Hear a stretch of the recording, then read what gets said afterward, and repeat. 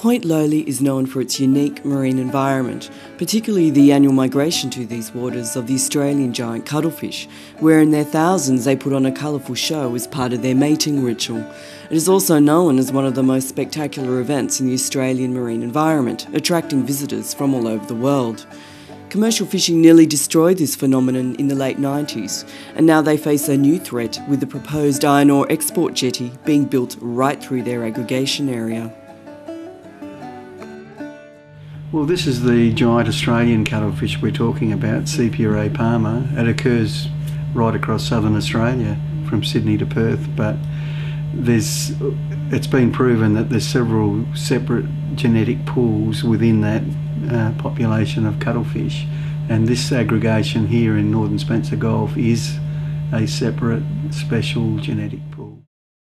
Well, if we let anything happen to this aggregation, then we can hang our heads in shame. It's just so special and so unique, and there's so much we don't know about it. Colours and the numbers are the first two things you see. Wow, look at all the cuttlefish and look at the colours that they can produce and look at their camouflage, but it's the behaviour range that they exhibit that's so special. The intelligence that they show to develop all of these mating strategies, very, very specific and varied mating strategies. It's just so unusual in an animal population. For over 20 years, Tony Bramley has been diving in the Point Lowly area, observing the cuttlefish. I went along to ask Tony if he thought the proposed export jetty would impact on the cuttlefish aggregation area. I know there's one point of view that in time the structure may become habitat, and that's probably true to a certain extent, but I think the destruction that would happen in the short term, especially if they locate it where I have heard at Stony Point, which is the preeminent site out there, and would be an irreparable loss to the community. I mean, if they build a jetty there, they aren't going to let people dive around it. So it's all right to say structure, but structure for who, you know? But I just think that's not going to, with an animal that's so short-lived as this, any kind of impact on their cycle, their annual cycle, I think is fraught with danger. While the export of iron ore is the main function of the proposed industrial port, it has been suggested that other materials will be shipped from that same location. But one of the things that might be shipped out in a deep water port, especially from Roxby Downs, is copper concentrate, and that's poison to marine organisms. They cannot handle copper. And there is an issue at Point Lowly, depending how it's going to be handled with copper concentrate, because copper concentrate is not exactly friendly to the marine environment, and the cuttlefish, all mollusks and coming down a bit, all cephalopods, are particularly susceptible to the impact of copper.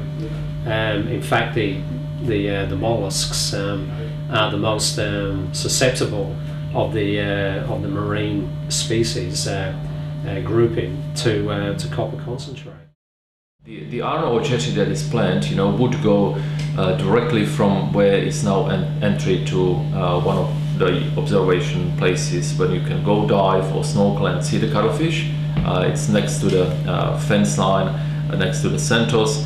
However, when I saw these preliminary plans, which are probably very close to the reality, what they plan to happen is that it will be the same jetty as you see at Santos, the same length. Now it will be more dirty because you will be transporting iron ore, so the red dust will be everywhere. Basically, it's an interesting question. It certainly will destroy the habitat during the construction.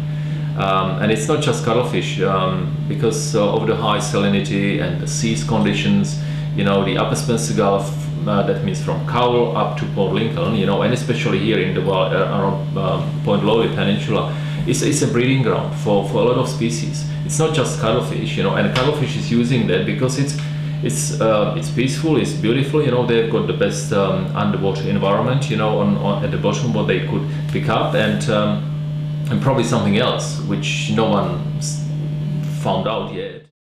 Because there's thousands of cuttlefish within, you know, less than 5 metres of water, and, you know, people come here every year to see them. While we're mucking around thinking that we know the answers, we might lose the aggregation. I mean, we almost lost them in 97 and 98 just from fishing. If we get anything wrong at all with the huge amount of industrialisation that are being talked about out there, it could mean the end of the whole population. And how are you going to explain that to future generations or the world community? I mean, this is unique. It doesn't happen anywhere else.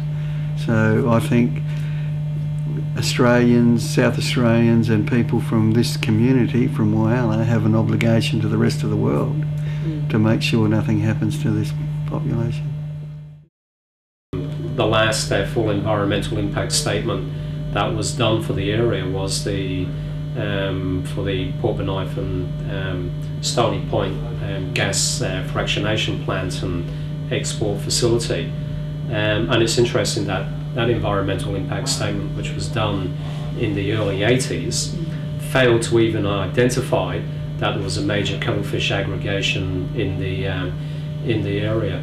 BHP Billiton are currently, through its consultants, carrying out a major environmental impact statement for the Olympic Dam expansion, which also covers the desalination plant, which has been proposed for the Point Lowly Peninsula. But in relation to the other activities that are proposed for the area, no environmental impact statements have been done at this stage. Even accepting that there's not going to be a biological impact on the, say, on the cuttlefish or the marine environment, what you will get is a degrading of the visual amenity in the area, and a fundamental change in the nature of the peninsula. The companies are proposing that a rail spur will go straight into the heart of the Point Lowly Peninsula, which will carry ore trains from the north. Those mining companies at the moment that make up part of the Port Bonython bulk users group, some of these companies don't have access to rail, so that means you will have a massive trucking campaign of iron ore by road into the Point Lowly Peninsula, and it has not been ruled out at this stage that the iron ore will actually be transported through Whyalla. So you've got a whole raft of problems when you just look at the transport logistics. Add to that you know, the visual impact of export sheds, tip pockets, conveyor belts, tank farms, diesel refineries.